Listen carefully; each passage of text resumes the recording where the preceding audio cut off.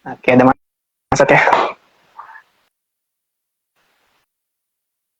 Assalamualaikum warahmatullahi wabarakatuh. Halo semuanya.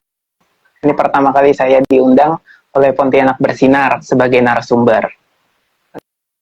Oke, sambil tes dulu suaranya. Oke, ada masuk ternyata.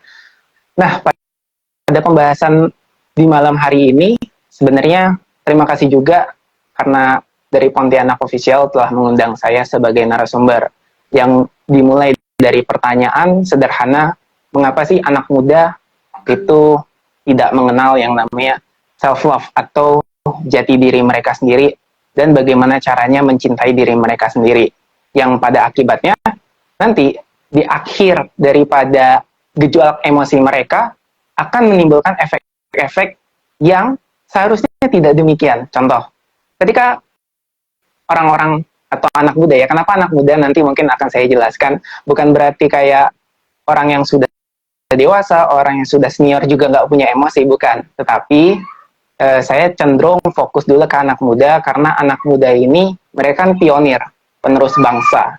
Sehingga yang terjadi kalau menjadi pionir sebagai penerus generasi bangsa, maka akan menjadi orang tua nanti ke depannya.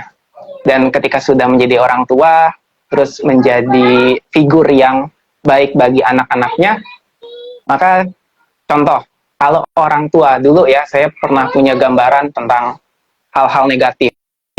Karena apa? Beban dari orang tua saya sebelumnya misalnya. Atau juga itu terjadi kepada teman-teman saya. Di umur saya yang sekarang gitu, umur saya yang hampir 30 ini, ketika saya belum menyadari betapa gawatnya itu kesehatan mental dulu ya. Jadi saya sering memikirkan hal-hal yang membuat diri saya takut, hal-hal yang membuat saya khawatir.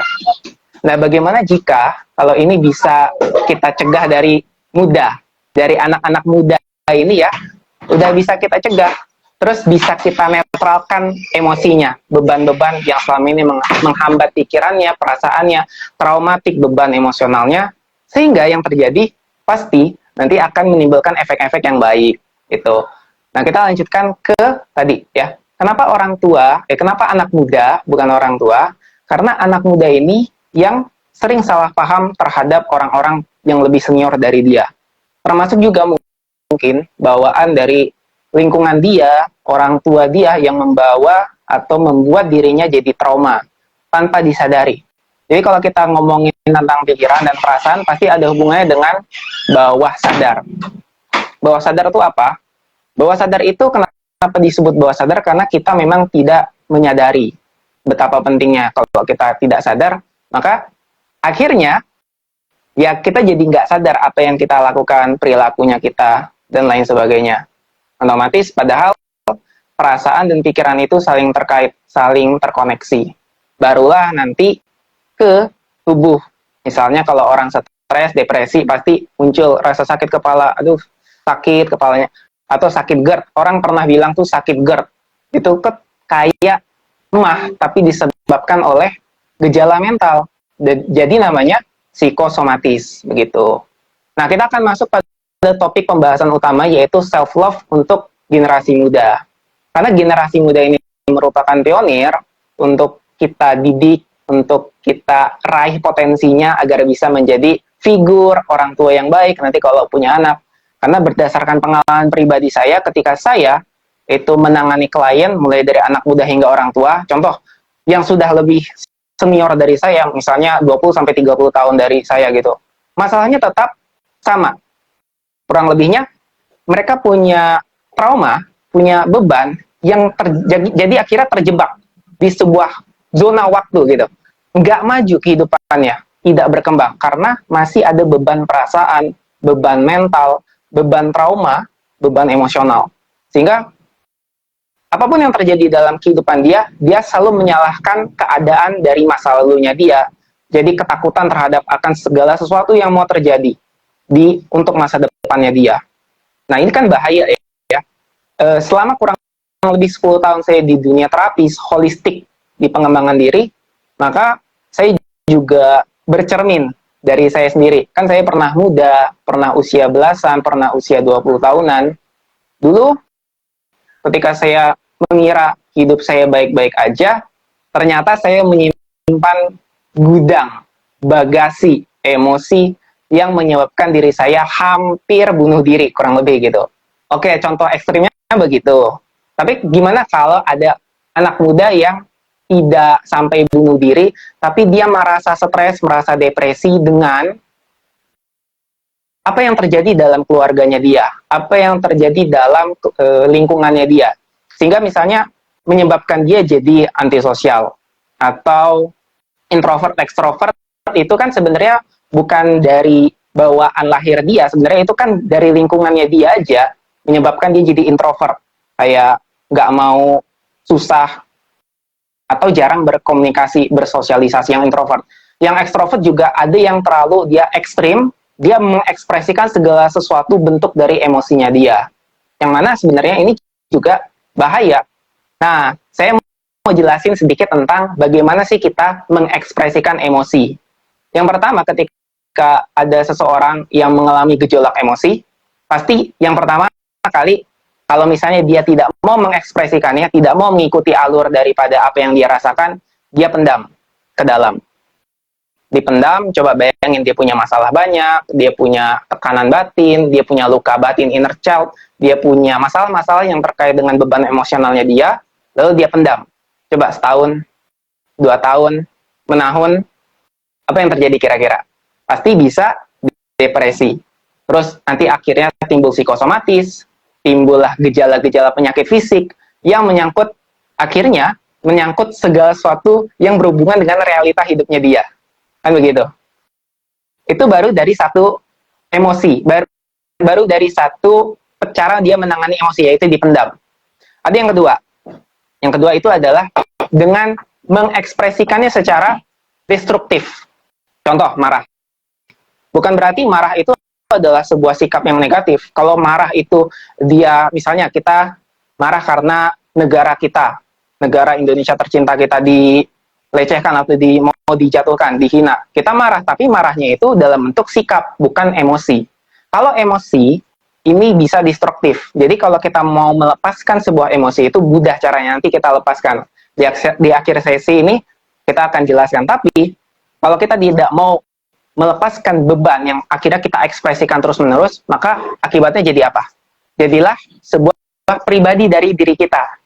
Contoh, orang pemarah, itu kan bukan karena dia pemarah, tapi karena dia terus-terusan menanggapi, mengikuti alur perasaan marahnya dia, sehingga tanpa disadari, bawah sadarnya membuat dia jadi pemarah, menyimpan sebuah memori itu, memori episodiknya, memori semantiknya disimpan. Jadi ketika dia ada respon, ketika ada masalah sedikit aja ke-trigger, kepancing, marah. Nah gitu. Jadi marahnya itu langsung otomatis, dan itu bisa destruktif, bisa merusak. Dan yang ketiga, ada lagi yang namanya distraksi. Jadi tadi ya, ingat, berarti ada 3 cara menangani emosi. Yang pertama dipendam, disupres, tekan. Yang kedua diekspresi, yang ketiga distraksi. Apa hubungan distraksi ini dengan, ada yang sekarang itu bilang, kalau stres, healing aja, gitu. Bukan berarti healing itu nggak boleh, silahkan aja. Tetapi kalau healing yang dimaksud ini bukan penyembuhan, tetapi adalah liburan jalan-jalan, maka hati-hati terjebak dengan pola yang berulang-ulang ketika ada masalah, ketika punya beban emosional, luka batin, itu liburan, maka nanti dia muter-muter, bahkan menjadi pola. Yang mana healing aja itu bukan liburan. Kalau healing itu benar-benar disembuhkan. Kalau healing itu artinya liburan karena dia distraksi, karena dia mengalihkan, kabur daripada masalahnya, maka yang terjadi adalah pola berulang. Dia ketika ada masalah, kabur, lari, tidak mau berdamai, tidak mau deal, setuju, duduk diam, melepaskan permasalahan dari emosinya dia. Nah, apalagi dampak-dampak dari distraksi? Banyak. Yang terjadi itu paling banyak tuh di distraksinya kita kalau menangani sebuah emosi. Bukannya kita deal, bukannya kita rilis dengan cara yang alami, tapi kita distraksi. Contoh, kalau kita suka nonton film, nonton drama, kita ketika punya masalah, lalu kita lampiaskan ke nonton drama. Boleh nggak nonton drama? Boleh aja. Tapi kalau kita lekatkan sebuah masalah kita dengan drama, nanti kita jadi secara otomatis bawah sadar menyimpan, oh yang terjadi di diri aku ternyata sama dengan drama ini. Makin sakit hati, makin takut. Kalau misalnya terjadi cerita yang menyedihkan di drama tersebut. Ada lagi mungkin kalau anak muda zaman sekarang suka nonton anime, ya, mereka menganggap bahwa anime itu sebagai pelarian dari hidupnya dia, realitanya. Padahal tidak ada yang salah dengan nonton anime. Tetapi ketika dia melepaskan, ketika dia belum melepaskan semua beban perasaan tadi, maka dia akan melekatkan segala sesuatu dia pada hal-hal yang dia suka. Itu distraksi. Contoh lagi, kalau misalnya mohon maaf untuk para ibu-ibu atau para perempuan yang mengalihkan segala emosinya ke belanja. Jadi ketika dia marah, ketika dia stres, ketika dia kesel, dia alihkan ke belanja, dialihkan ke makanan, dan terus berulang-ulang polanya. Kalau misalnya itu nggak dihentikan gimana? Jadi makan terus kan? Akhirnya tiba-tiba nggak sadar, loh kok berat badan naik gitu ya? Terus belanja, tiba-tiba kok belanjaannya paling banyak?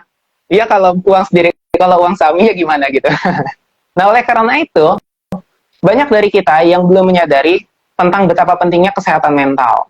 Walaupun mungkin di judul kali ini, saya buat judul tadi self-love untuk generasi muda, tapi ini kan untuk umum, bukan hanya untuk anak muda, tapi untuk semua generasi. Termasuk diri saya, termasuk yang sudah senior. Karena menyangkut segala umur, emosi itu, dan banyak sekali yang terjadi berdasarkan pengalaman aja saya ya. Berdasarkan pengalaman saya ketika menangani klien, menangani yang mau saya bantu, yang terjadi adalah kalau anak muda pasti tidak lepas dari hubungan dia dengan orang tuanya, tidak lepas dari hubungan dia dengan keluarganya, karena terlalu banyak perendahan, terlalu banyak perbandingan. Mungkin dia pernah waktu kecilnya dibandingkan, pas masih kecil, aduh kok kamu nggak seperti isi ini ya, nggak kayak tetangga ya, satu, dibandingkan. Dua, direndahkan. Kok gini aja nggak bisa sih? Bapak atau ibu minta kamu pintar dalam hal, misalnya mata pelajaran tertentu, tapi nggak bisa sih? Nggak bisa. Kok kenapa gitu?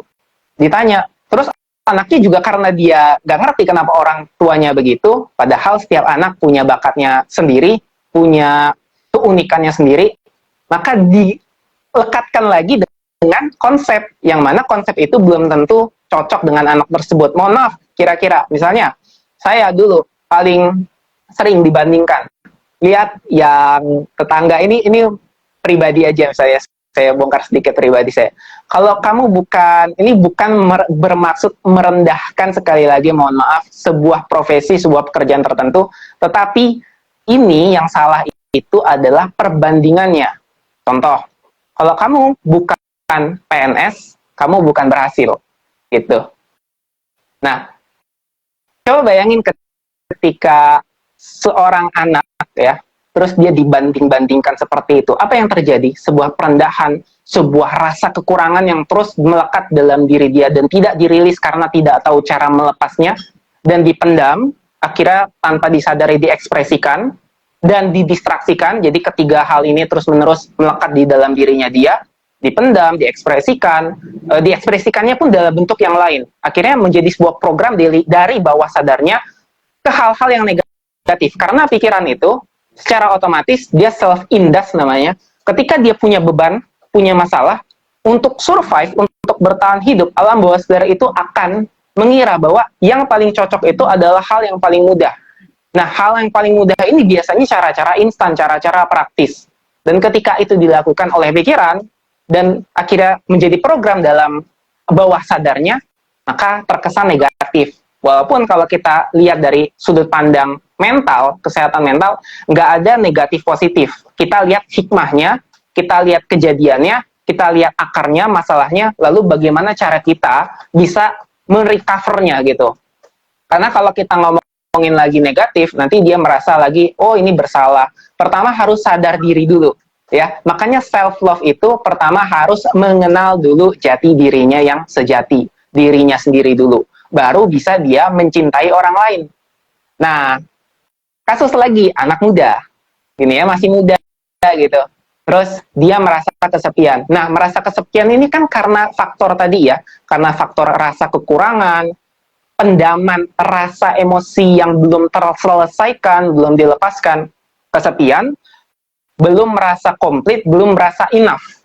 Ketika dia kesepian, karena dia kesepian, akhirnya dia mencari cara bagaimana bisa berhubungan. Dalam konteks ini adalah hubungan relationship atau hubungan dengan berpasangan gitu. Walaupun toxic, walaupun apa orang bilang zaman sekarang tuh red flag, dia tetap menjalani itu. Coba terus dilakukan dalam kehidupan dia, walaupun red flag, walaupun toxic, karena dia kesepian, akhirnya karena dia belum merasa komplit, terus menikah, apa yang terjadi di situ? Yaitu tadi, dia jadi ketika merasakan banyak emosi, banyak yang belum terselesaikan, bisa jadi kalau misalnya tidak puas dengan pasangan, bisa selingkuh, bisa lain sebagainya, karena belum ada penyelesaian dulu. Oke, nanti saya jawab pertanyaan di 10 menit terakhir ya. Oke, ada pertanyaan. Jadi, sampai mana tadi? Sampai kalau misalnya belum diselesaikan masalah-masalah beban emosi dia pikiran secara otomatis akan merespon dengan cara perlakuan yang baik menurut dia gimana. Karena pikiran kan tidak bisa membedakan positif negatif. Kenapa demikian? Itu hukumnya alam bawah sadar. Hukum alam bawah sadar tidak bisa membedakan mana positif, mana negatif. Karena begitu, jadi makanya ketika dia nggak tahu tuh mana bohong, mana baik, mana benar. Kalau sudah jadi program, ya, terus dia mengiyakan aja apa yang terjadi pada dirinya, oh yang ini benar, menurut dia, menurut bawah sadarnya, padahal belum tentu gitu. Jadi ketika dia terbiasa mengolah itu, akhirnya misalnya mengolah emosi dia dengan cara yang negatif, bisa marah, bisa mencari kepuasan yang bukan berdasarkan norma, bukan berdasarkan nilai-nilai yang sudah kita pegang. Misalnya tadi kan, kalau berpasangan akhirnya harusnya dengan pasangannya itu, ya, tidak mencari hal yang lain. Tapi karena dasarnya tadi dia mencari pasangan karena kesepian, maka apalagi kalau dua-duanya tuh sama-sama kesepian ya, sama-sama tidak merasa komplit. Ya akhirnya nanti jadinya bukan saling melengkapi, bukannya saling mengisi, malah saling minta validasi gitu. Dan ini yang terjadi. Makanya kalau saran saya adalah, ini kan tergantung kembali lagi ke kesadaran lagi ya. Setiap orang kan berbeda. Ingin, mau, itu kan balik lagi ke setiap orangnya. Kalau dari saya, kalau mau menikah, bagi yang belum menikah, dan jika sudah menikah juga, coba kita review lagi gitu. Apa yang terjadi dalam pikiran perasaannya kita. Kalau belum menikah, coba rilis dulu semua beban emosionalnya dia. Gitu. Jadi ketika dia sudah bersiap-siap untuk menikah, maka sudah komplit, sudah enough, sudah sempurna gitu. Kalau misalnya bagi orang-orang beragama muslim, saya misalnya Islam gitu ya, laqad khalaqnal insana fi ahsani taqwim gitu ya. Nah, artinya manusia sudah dibentuk secara sempurna, sebaik-baiknya bentuk. Itu baru secara yang bentuk, belum lagi secara ketenangan jiwa dan batin. Gitu. Akhirnya kenapa masih banyak yang merasa kekurangan? Karena tadi perendahan, karena tadi rasa kekurangan akibat trauma, beban batin, beban emosional yang mungkin dari kecil sudah dialami dan tidak tahu cara melepas, tidak tahu cara releasingnya begitu. Oke, sampai di sini ada yang bertanya tadi ya. Saya mau nanya, jika emosi bisa dihilangkan, itu caranya gimana? Kalau sifatnya sementara, buat apa coba? Kalau bisa ada ilmu yang bisa hilangkan emosi negatif permanen dalam waktu singkat, misalnya ada nggak mas? Ada dong. Kita akan, ini pertanyaannya bagus banget. Kita review, kita satu-satu. Ini pertanyaannya itu ada yang bisa saya jawab beberapa segmen gitu. Jadi saya akan jawab mulai dari, jika emosi bisa dihilangkan itu caranya gimana? Pertama kita harus pahami dulu, emosi tidak dihilangkan. Emosi itu dirilis, dilepaskan. Karena kalau kita tanpa emosi, maka artinya kita bukan manusia. Contoh, banyak orang yang bilang, ada orang yang bilang ke saya, dia katanya udah ikhlas. Saya udah ikhlas sampai mati rasa katanya. Oh, terbalik, salah. Ketika dia merasa ikhlas tapi akhirnya mati rasa, itu berada di level energi yang paling rendah. Namanya apatis, apathy. Nah, ketika dia sudah apathy, apa yang terjadi kira-kira dalam hidupnya dia? Dia merasa hopeless, merasa tidak bisa ditolong, merasa helpless, merasa tidak ada harapan, merasa helpless, merasa tidak bisa ditolong, merasa worthless, merasa tidak layak. Itu kalau sudah apatis. Maka ketika dia sudah berada dalam emosi, energi yang paling rendah, apapun yang terjadi dalam kehidupan dia merasa sangat suffering, sangat menderita. Tidak ada harapan, tidak bisa ditolong. Pikirannya sendiri yang ngomong gitu. Saya nggak bisa ditolong. Saya sudah susah banget. Saya nggak ada harapan. Akhirnya gimana caranya mencintai dirinya sendiri kalau dia berada di level energi yang sangat rendah? Paling rendah itu apatis. Nah, baru yang bawahnya lagi itu saya nggak mau ngomong. Karena itu sudah menyangkut dengan suicidal. Tapi saya nggak mau bahas di sini. Jadi, bagi saya paling rendah itu apati. Dia harus sadar dan memang butuh dibantu. Ketika dia misalnya mau sukarela untuk dibantu, barulah kita bisa membantu dia untuk meningkatkan level energi emosi dia ke yang lebih positif. Mungkin kalau di sekarang karena waktunya terbatas, hanya 30 menit, jadi hanya sekedar singkat-singkat aja pertanyaan. Karena kalau saya mau bahas emosi, itu panjang banget. Saya ada buat masterclass, kalau mau ikut nanti ya. Masterclass itu kita bahas cara releasing 9 emosi dasar. Sampai kita akhirnya jadi ikhlas sampai damai. Dan itu memang butuh proses. Kalau misalnya pertanyaannya dalam waktu singkat ada, tapi kita latihan dulu, kita sadari dulu nanti. Oke, jika emosi bisa dihilangkan, caranya gimana? Tadi seperti yang saya sudah jelaskan kan, kita biasa dengan 3 cara tadi. Dengan emosi tadi. Ada supresi, ada menekan, memendam. Ada kejadian tidak enak, tidak nyaman, dipendam. Dimarahin bos. Tadi di jalan kena tabrak. Marah-marah, dimarah-marahin, berantem. Terus, ketika di rumah, berantem. Ketika di mana-mana, ada masalah-masalah yang berhubungan emosi. Dipendam, terus aja dipendam. Bayangin itu cuma sekali, bayangin itu bisa berkali-kali, dan menahan, dipendam terus gimana? Nggak pernah dirilis. Apa akibatnya? Ya itu tadi, dia jadi psikosomatis, jadi beban perasaan, pikiran, dan beban fisik juga. Nah itu. Terus yang kedua diekspresikan. Ketika sudah puncak marah misalnya, dendam, kesal, temperamennya naik, langsung boom, marah, destruktif. Nggak sadar lagi tuh, wah marah banget. Nah yang ketiga distraksi. Nah, ada cara apa yang paling sederhana dan alami? Itu berhubungan dengan bawah sadarnya kita, yaitu releasing, dengan melepaskan. Jadi, kita kembali lagi ke cara yang paling alami dari dalam bawah sadarnya kita, yang sudah menjadi program bawaan kita sejak diciptakan. Jadi, ada yang namanya bawah sadar itu, dia releasing, melepaskan. Melepaskan itu gimana? Bukan berarti emosinya itu kita lepaskan justru. Justru, emosinya itu kita resapi. Justru kita mengamati emosi itu sampai ke bawah sadar kita yang sangat dalam. Gimana caranya? Caranya adalah dengan pertama, mengizinkan dulu semua perasaan, atau misalnya satu-satu dulu ya, karena nggak mungkin semuanya. Kalau kita mau melepaskan tuh satu-satu dulu. Benci, karena ada kebencian, ada kemarahan, ada dendam, ada trauma, itu kan berbeda. Ada ketakutan, ada anxiety, kekhawatiran, itu beda-beda. Jadi masing-masing kita resapi dulu, kita biarkan. Biarkannya gimana? Kita biarkan dengan cara masuk dulu, kita selami apa satu-satu dari perasaan itu yang mau kita selesaikan. Gak enak, ya gak enak, pasti gak enak rasanya.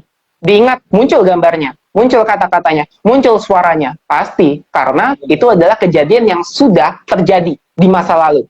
Dan kalau kita biarkan terus, maka dia akan kembali terpola di dalam pikiran ketakutannya untuk masa depan. Kalau kita nggak releasing, kalau kita nggak lepaskan. Maka harus kita, nggak harus sih, itu kan bebas pilihan Anda gitu. Kalau mau melepaskan, pertama izinkan dulu. Dan ketika sudah diizinkan, ada satu penelitian yang sangat menarik di dunia pengembangan diri. Gimana caranya setelah dia mengizinkan dengan memberikan pertanyaan. Makanya Albert Einstein pernah bilang, jika dia diberikan waktu 1 jam, dia akan membuat pertanyaan, memikirkan pertanyaan yang tepat selama 55 menit, dan 5 menitnya baru solusinya, baru jawabannya. Nah, jadi sudah izinkan hadir rasa emosi tadi secara penuh, secara batin itu ya, kita meresapi dalam sekali. Karena ternyata segala sesuatu termasuk emosi dalam dunia ini adalah energi. Dan energi itu adalah 99,9999999% ruang kosong. Jadi sebenarnya kalau semakin kita selami, ya semakin jadi ruang kosong. Tapi bukan berarti kita hampa. Jadi di dalam ruang kosong itu terserah kita mau isi apa nanti. Isi kebahagiaan, isi ketenangan, isi kedamaian batin. Tapi kalau masih di permukaannya aja, yang kerasa marahnya aja, yang kerasa dendamnya aja, yang kerasa tuh rasa gremet, rasa keselnya aja. Karena masih di permukaan. Tapi kalau kita terus masuk, resapi ke bawah sadar kita, ya secara otomatis kalau kita nanti latihan ya, barulah bisa kita menemukan tadi kedamaian. Dan itu kalau mau cara instan tadi, izinkan dulu, terus gunakan pertanyaan, baru gunakan terapinya. Terapinya banyak. Ada sekarang tuh ada emotional freedom technique, tapping EFT, ada dengan banyak macam. Mungkin kalau misalnya mau singkat, itu ikut aja nanti kalau mau ya, masterclass dari saya gitu. Karena kalau kita bahas teknik di sini kan terlalu panjang ya. Jadi di sini saya hanya mengenalkan bahwa ada loh caranya, secara singkat, secara mudah, karena emosi itu ada di diri kita, tujuannya untuk membuat diri kita berkembang, bukan membuat kita justru semakin terpuruk, malah semakin apatis, semakin ketakutan, semakin sedih, semakin menderita. Justru penderitaannya itu ada agar kita selami. Enak bener ngomongnya begitu ya. Ya begitu, karena saya juga pernah mengalami begitu, karena sampai ingin bunuh diri, sampai ingin melakukan hal-hal yang merusak diri saya, pernah mengalami depresi dan lain sebagainya. Yang akhirnya mungkin karena itu hikmahnya baru saya bisa jadi instruktur gitu. Kalau sifatnya itu caranya gimana? Kalau sifatnya sementara buat apa ya? Berarti saya jawab ya, karena emosi itu membuat diri kita lebih berkembang. Kalau bisa ada ilmu yang bisa hilangkan emosi negatif permanen, ada, bisa.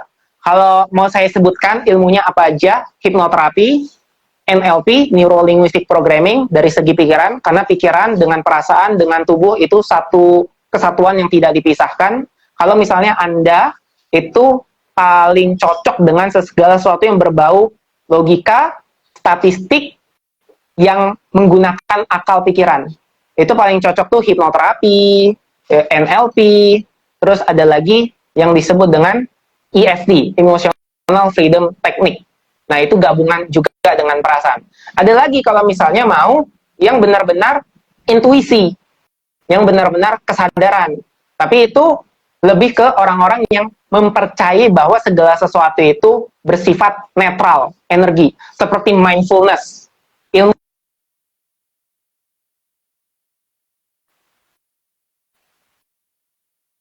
Oke, ada telepon tadi, bentar. Nah, jadi kalau misalnya mau mindfulness, itu jadi nanti ada hubungannya dengan pernafasan, dengan meditasi. Loh kok meditasi tujuannya apa? Tujuannya sebenarnya adalah untuk meningkatkan kesadaran kita secara otomatis dengan melalui pernafasan. Makanya metode ini bisa jadi lambat, bisa jadi cepat, tergantung setiap orangnya. Kan beda-beda orang ya. Kalau saya mempelajari itu dari 10 tahun terakhir ini, saya belajar hipnoterapi, saya belajar NLP, saya belajar mindfulness, dan modalitas kesadaran yang lain. Termasuk meditasi, termasuk energi yang berkaitan dengan itu. Yang ujungnya, ya intinya, endingnya adalah pikiran, perasaan, dan energi itu adalah satu kesatuan, sehingga yang terjadi ketika kita nanti satu aja kita kuasai, bisa mempengaruhi yang lain, mempengaruhi perasaan dan energinya juga. Ada orang yang juga mempercayai bahwa energi, ya udah berarti dia fokus di energinya aja. Misalnya orang percaya tubuh itu dari aura, tubuh itu dari cakra, ada cakranya yang mengatur tentang emosi-emosinya dia. Silahkan, nanti dari energinya itu juga akan merubah temperamannya dia menjadi lebih baik. Karena pikiran itu mengikuti perasaan, bukan sebaliknya. Jadi kadang ada yang bilang begini, pikiran negatif, padahal belum tentu pikirannya negatif, perasaannya yang negatif. Dan belum tentu juga perasaan yang negatif, energinya yang negatif, baru mempengaruhi perasaan, baru mempengaruhi pikirannya. Makanya kalau dalam ilmu NLP, Neuro Linguistic Programming, dia fokus di pikiran. pikiran terus ya diedit, karena pikiran itu kan bisa diedit. Apa sih yang muncul di pikiran? Sebenarnya cuma apa sih? Cuma 3. Cuma gambar, kata-kata, suara. Itu pikiran. Gambar, kata-kata, suara. Udah itu aja. Nah, ketika diedit itu semua, misalnya, saya pernah kesel sama baru-baru ini sama orang. Jadi dia kan ngamuk-ngamuk gitu ya. Depan itu ngamuk-ngamuk gitu. Karena, apa ya, dia marah-marah gitu karena ada anak-anak gitu ya. Anak-anak, dia ngelempar batu, anak-anak nakal emang anak-anaknya, tapi yang kena tuh kami semua gitu, dia bertetangga gini ya, kesel, ngomel, ngoceh banget, nggak karu-karuan gitu. Saya edit aja di pikiran saya itu, yang tadinya dia dengan suara marah, dengan suara sangat menjengkelkan, saya izinkan dulu ya, memorinya ada, rekamannya ada, gitu. Terus pas dia marah, saya edit, saya pause, saya lambatin, saya ngomong, saya buat omongannya itu gitu. Terus saya munculin background di otak saya itu, di pikiran saya,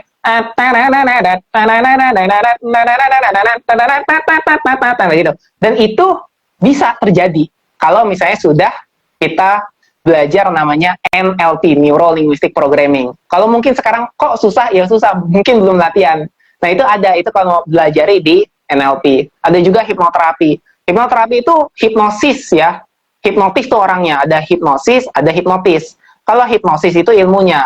Kalau digunakan untuk terapi jadi hipnoterapi. Itu lebih spesifik, lebih khusus kita mempelajari alam bawah sadar. Yang mana kalau kita sekarang bahas alam bawah sadar, enggak selesai. Apa bisa selesainya itu bisa sampai subuh karena kita sekarang waktunya terbatas. Oke, wow, udah lewat waktunya tadi, sudah setengah jam aja. Kalau misalnya nggak ada pertanyaan, ya, saya akan tutup kira-kira. Jadi pertanyaannya cuma itu ya. Tadi saya mau nanya jika emosi sudah dijawab, ada yang bisa menghilangkan emosi negatif permanen, bisa, ada ilmunya, silakan kalau mau ikut masterclass saya. Perkenalkan, saya perkenal kembali, saya Fernando Prilian Adam, Certified Hypnoprana Instructor, Practitioner Neuro Linguistic Programming. Jika misalnya ada yang memiliki masalah serupa dengan emosinya dia yang tidak stabil, jadi jangan pernah mengira bahwa kesehatan mental ini adalah hal yang sangat sederhana. Tapi kalau ditumpuk terus emosinya, dia mengakibatkan ya tadi beban-beban yang akhirnya terus menjadi psikosomatis. Psikosomatis itu apa? Psikosomatis adalah penyakit fisik yang disebabkan oleh mentalnya dia. Bayangin ya, ketika ke dokter, tapi di dokter nggak ada apa-apa ternyata sakitnya, tapi dia merasakan sakit yang luar biasa pada tubuhnya, itu psikosomatis. Contohnya apa, GERD? Ada yang pernah klien saya itu merasa kecekek, nggak bisa napas ketika mengalami kekhawatiran, ketakutan. Nah itu psikosomatis. Nah kalau ini psikosomatis itu sudah tahap yang sampai sebenarnya alert dia, sudah bahaya gitu kata bawah sadarnya terhadap tubuhnya. Emosi ini tuh harus segera dirilis gitu. Jadi ketika ada yang mengalami hal-hal demikian, silahkan saya membuka jasa terapi, healing coach juga, atau silahkan ikut masterclass-nya saya gitu. Nah, silakan hubungi Instagram saya itu di Freedam, FRRIIDAM. Nanti DM aja, atau kalau mau silakan follow kalau mau mengikuti perkembangan dari saya gitu. Program-program saya apa aja. Oke? Terima kasih tadi untuk yang bertanya, siapa saya mau lihat dulu. Kakak atau Abang Persneti gitu ya. Terima kasih kalau misalnya masih ada pertanyaan, tadi sudah saya jawab ya. Walaupun mohon maaf dengan keterbatasan waktu, saya jawab dengan sederhana. Oleh karena itu sekarang saya tutup dulu karena waktunya sudah habis lewat dari 30 menit. Demikian dulu ya. Assalamualaikum warahmatullahi wabarakatuh. Selamat beristirahat dan selamat malam. Dadah. Dan sampai berjumpa kembali.